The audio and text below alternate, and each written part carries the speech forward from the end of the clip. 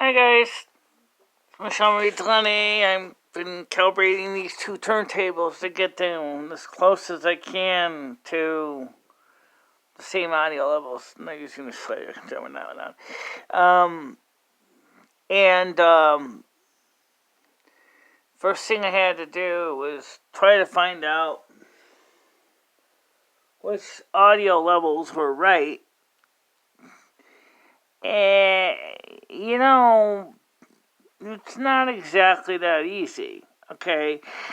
I'm just doing this on my Android phone because it's faster. But the first thing is, this one here, old turntable said the settings should be about a little bit louder than this. And this one's supposed to be a little lower. If you leave it at about 5 on here, that's passable. But unfortunately for me,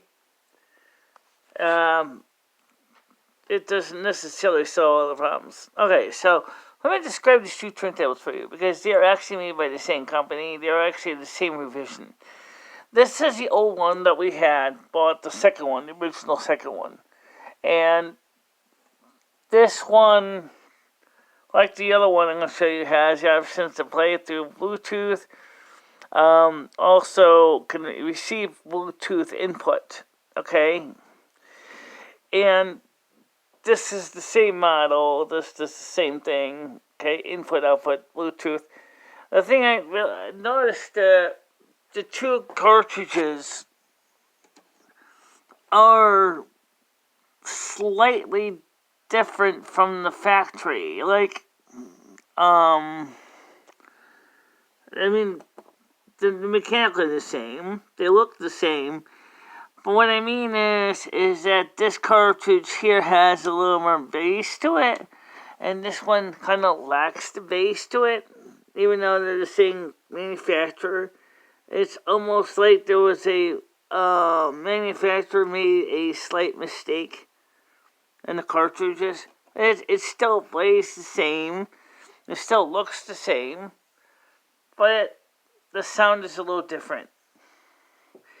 Also, I opened up the inside to see if there was any kind of difference inside and versus the old one that's broken. And compared to the old one, this is more like a finished project because the old one was more like a prototype. One thing, they cleaned up the wiring a lot on the old one, on the new one.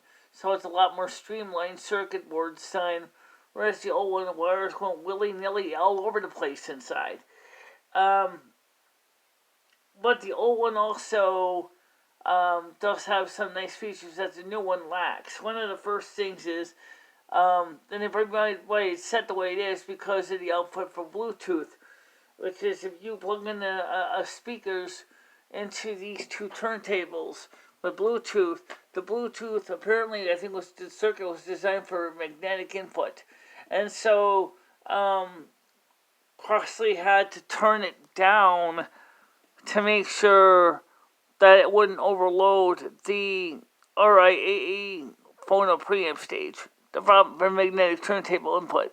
And that's what makes it kind of hard because it really does sound different. Okay, between this one and this one. It doesn't sound that different, but I haven't tried it with Bluetooth headset yet. That'll be another test. Right now, I got some dinner on the stove warming up, and I have but I certainly can try pairing up a pair of Bluetooth headsets and see if I can get them to work. Yeah, I might just try that. Problem is, I only have one pair of Bluetooth. Wait a second. Hold my beer. I got the answer. Yes. Okay, wait a minute. Oh, this doesn't have that. Okay, this doesn't have that. This one is the second version. This doesn't have the output stage. Okay, this is confusing. Okay, so basically, this is the second revision of the Crosley turntable that is under that.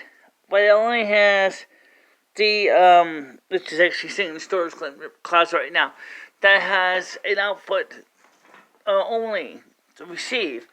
This is the one that has input-output. So if you flip the switch to the middle, over here, if it's up like this, see, this is like the third generation.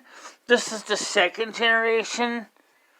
And if you're confused, don't be alone.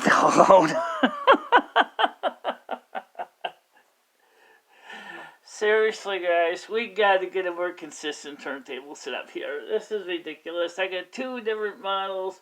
They are slightly different. This one is slightly different. The two turntable mechanisms are the same, or very close to it. I opened up this one to see what was inside, and I said that they really streamlined the wiring a lot on this one. And I got a feeling this one is just as equally streamlined. Both run on 5 volts. And these are the second and third generation Crosley Voyagers. The first generation Voyager is one I want to get fixed. Which this mechanism would fit in there. Ow, claws, Rusty. Come on. Don't put your claws in my legs. They hurt when you do that, okay? Yeah. So anyway, so this is the second generation. This is the third generation.